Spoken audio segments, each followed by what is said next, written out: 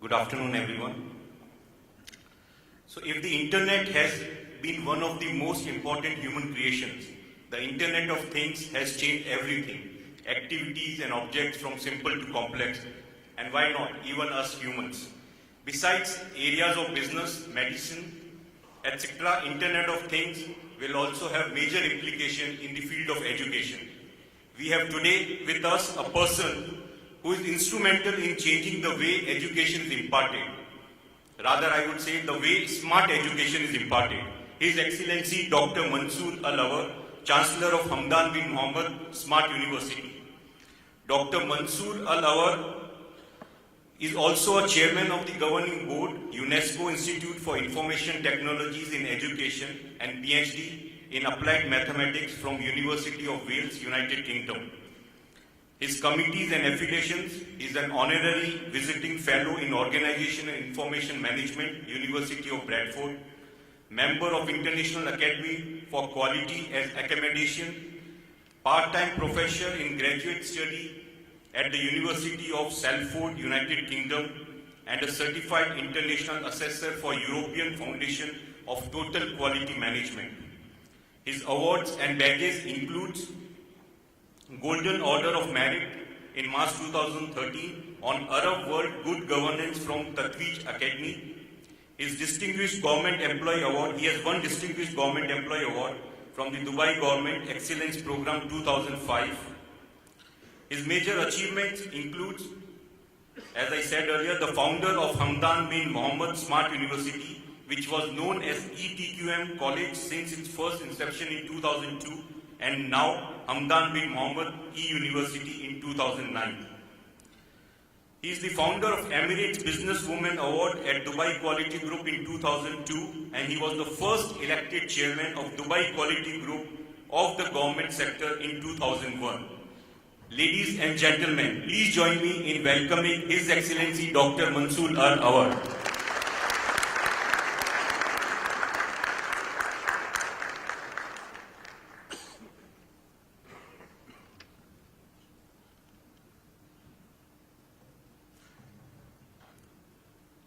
Your Excellencies, ladies and gentlemen, it gives me a great privilege to be invited to your forum, which is entitled with Extraordinary Leadership. My thanks goes to His Excellency Mr. Mahmoud Bangara, Your Excellency the Consul General of India and Dubai, and the honorable members of the board. And also my sincere thanks goes to Mr. Sudhir Kumar for his kind invitation. Ladies and gentlemen, before just I start with my talk, usually when I come to an event like this, I ask the organizers, can you please show me your program? And when I see speakers before me and speakers after me specifically, it reminds me with an occasion that I would like very much to share with you this afternoon that happened to me 13 years ago in 2005. I was invited, ladies and gentlemen, to a workshop in one of the Emirates outside Dubai. And that particular workshop was going to take place at 2 o'clock. Just after lunch. We all know it's kind of a graveyard slot. I arrived and it was a workshop for 1 hour and I had been paid for it. So I had to deliver. I arrived 1:45 to a room. It's supposed to accommodate almost 30 people, 30. And the entrance of the room was at the back. So I plugged in my computer and started just to wait for the audience. And 10 to 2, nobody showed up. 5 to 2, nobody showed up. 2:01, a guy with a suitcase, briefcase, just came at the back of the room and he sat at the end and I begged him to come forward. And of course, reluctantly, the gentleman moved from his back seat to the front seat. And as he touched the seat, I started to go on with my presentation. And the poor guy did not discover that he's alone in the room until I finished, and I said, "Thank you very much for your patience." And when he was giving me a big round of applause, he just moving around, seeing nobody around him. I said, "Any questions?" He said, "No, everything is clear." So I wrap up everything of mine and just take my laptop and just intended to go out. On my way out, he stopped me, says, "Dr. Mansoor?" I said, "Yes." He said, "Can you wait for me for an hour?" I thought that he might need a ride to Dubai. I said, "Of course, sir, with all my pleasure, but may I know why?" He said very, very clearly and loudly, "Because I'm the next speaker after you."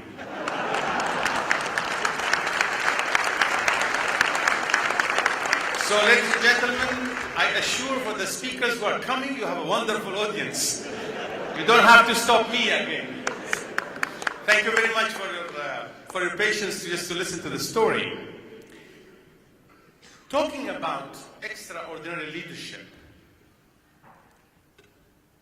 I been studied in the United States and United Kingdom. I spent quite some time of my life outside the country. I remember those days in the States where I was going a drive-through through a bank, and which we did not have in Dubai before. It was in 80s, in mid-80s. Today, I'm confident, as well as I have a big conviction, as a UE national, that our leaders in this country had transformed the lifestyle of all people living on this piece of land. Our leadership believed and is believing that not just only the UE nationals who are going to contribute to the welfare of this country, but also the people who opt to come and work and put their hands forward to be able to push this country forward. Of course, I'm coming from the education background, so I think, as the honorable speaker was saying about the CFOs, I'm going to talk about a little bit of education, what we have done in Extraordinary. So first of all, I would like just to remind everyone about a quote from His Highness Sheikh Mohammed. He said in his book, My Vision, "I'm convinced that the teaching our children in the way that we did yesterday is in itself perpetuating a new kind of illiteracy that no longer has a place in any society that wishes to join the global race." This particular quote has been published by His Highness in his book by 2005, almost 13 years ago. His Highness's vision to launch a new concept of education, which we currently call the Hamdan bin Muhammad Smart University. He was foreseeing the future was going to happen to education. He could have easily put an assignment to other universities to do whatever we are doing at the moment. But I think from now, the experience that we have gained so far, it wouldn't have been a success at all. Because as you know, even in India, conventional and traditional universities, they have a legacy they would like to protect. They cannot go to some of the new concepts of education. Like Mr. Mahmoud was saying about AI and robots, and people might lose their jobs.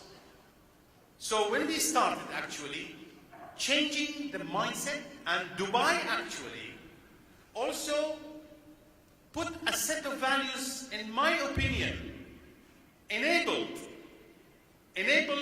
the country and enabled me as the Chancellor of Hamdan bin Muhammad Smart University to make that change. We need a change of paradigm. Maybe the ICAI might also adopt similar set of values in order for us to be able to go for a change. The values that I promote, and I have seen Dubai has adopted it towards change, is similar to what I have similar a sense of those type of values in my organization, which is the university itself. The first one is about customer centricity. To become customer centric. We call it at the university learner centric. How we will become student centric. That by itself as a core value. One is about game change. Are we going to change the rules of the game of education, or not? We'll be able to do that. Are you all ready to make a change of a rule of game, rules of the game for where we do the financial auditing in the future?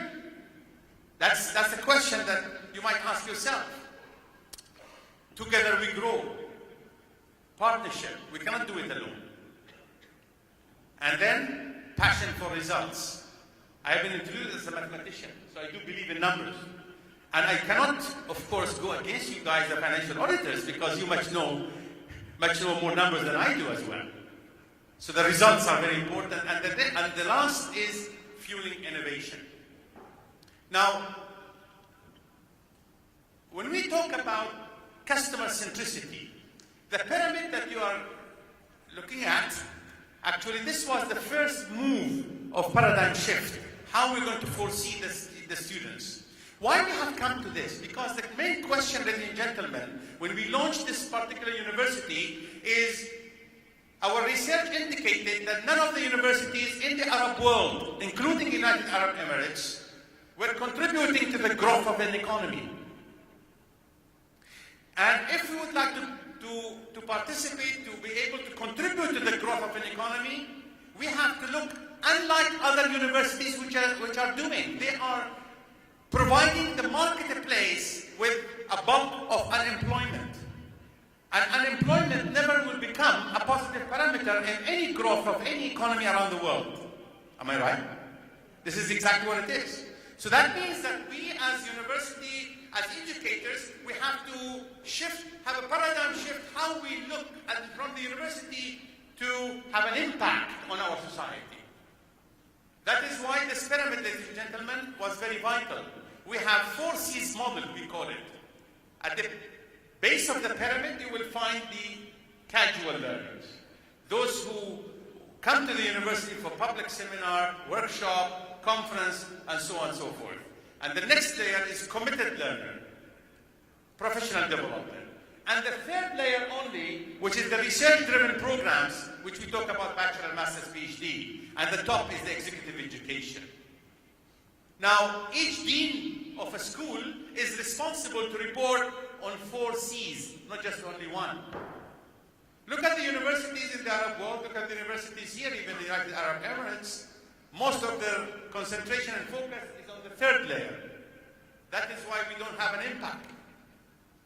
And actually what gave us a competitive edge to apply this particular approach is the smart learning, is the e-learning, is the digital learning.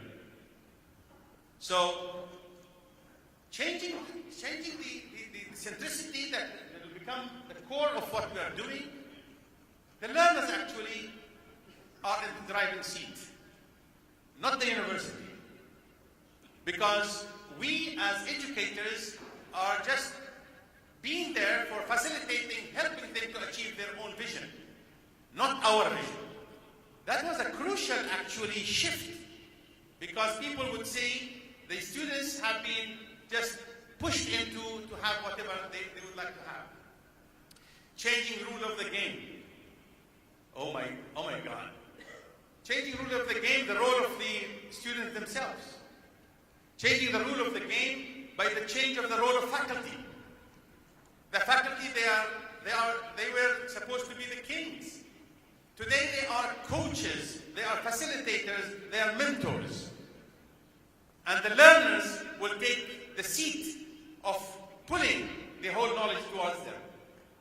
I remember those days in 2006 when we started to prepare our faculty to have a certificate, we will call it e-faculty, digital faculty, online faculty. A professor just challenged me when we started to have this by saying, Dr. Mansoor, you are insulting our intelligence. You are pulling us back to the benches to learn. I said, I mean, dear professor, his name was Alan. I said, Alan, would you fly if you are in just only a departure lounge and they say, okay, now the passengers are to board the plane, and you know for 100% sure that your captain who's going to fly your airplane has not been to the simulation room for the last 6 months, are going to fly with him? He said, absolutely not. So I said, well, we are trusting you to fly with our kids and a new generation. How can we be sure? Sir, I'm not insulting your intelligence, I'm rather challenging your intelligence. So the change of mindset, ladies and gentlemen, it took us a while to be able to people to understand the rule, how we're going to change the rule. And next year, on January, we are launching a new scheme of faculty. We are Uberizing our faculty. Not just only the Ubers want to be cash rich, but also people in education. Once you Uberize your faculty, then you have a lot of professors for rent. There are not going to be tenure positions, ladies and gentlemen. So the whole thing, the rule of the game is going to change, as well as the change of the curriculum, change of the learning environment. People are talking nowadays to change the rule of the game of not having a university as a campus. People talking about unbundling the whole campuses. Because in 2003, I was lecturing in one of the GCC countries in the School of Education about the future. It was in 2003. When I finished my talk, one faculty stood up and says, Dr. Mansoor, please be patient and be tolerant, because I'm going to say something that you might not like. I said, please go ahead. He said, clearly, he said that I thought that there are some people going to come to spoil and to ruin our education system, but I had never in mind that that person will be from a GCC country, from the United Arab Emirates. I said, well, sir, can I ask you a very few questions? He said, please go ahead. I said, you are a graduate from the United States. Let me ask you this question now. One, do you believe that shopping is essential? He said, yes. I said, don't you think that shopping malls not anymore? He said, well, I said, how much today you are buying online rather than just to go to shop as usually did? I said, don't you think that banking is essential? He said, yes. Don't you think that banks as a brick and mortar not anymore? Even you forgot. You forget even just what the signature that you have signed when you open your account. Consequently, ladies and gentlemen, schooling is essential. The schools are not. Learning is essential. Universities are not. Are we ready? Are we ready to change, to accept that change of rule of the game? Well, together we grow the third value. Ladies and gentlemen, today there are no individual brands that are going to survive. In the next decade, only strong alliance they're going to be surviving.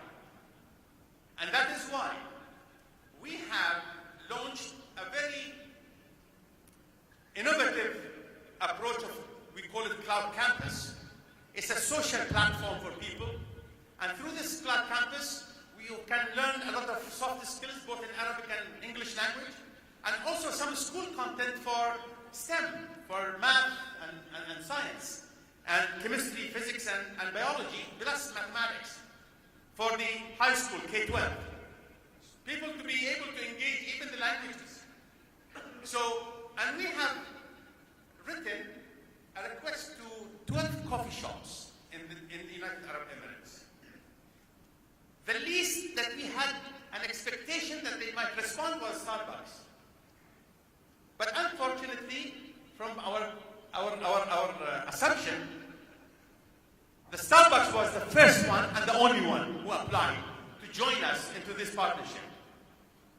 Now, in 27 branches of Starbucks today, from Abu Dhabi to Fujairah, you can find, if you go to a participating coffee shop, you will get a scratch card and you might enter on Cloud Campus and do some modules, a micro-learning module, around 35 minutes, have your coffee, finish up your module, you will be texted, go to the counter and get your cappuccino free.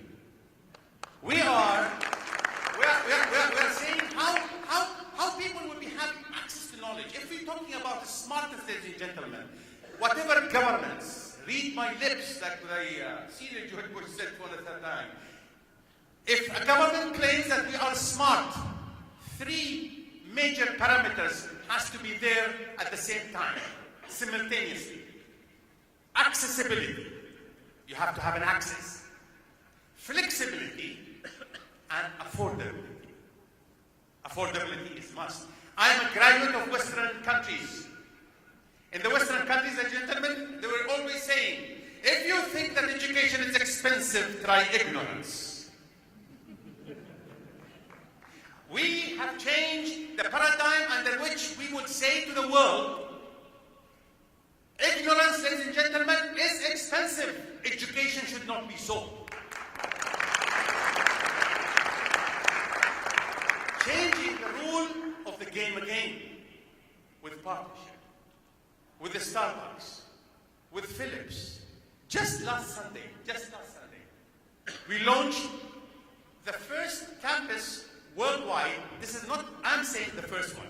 Philips is saying this is the first one.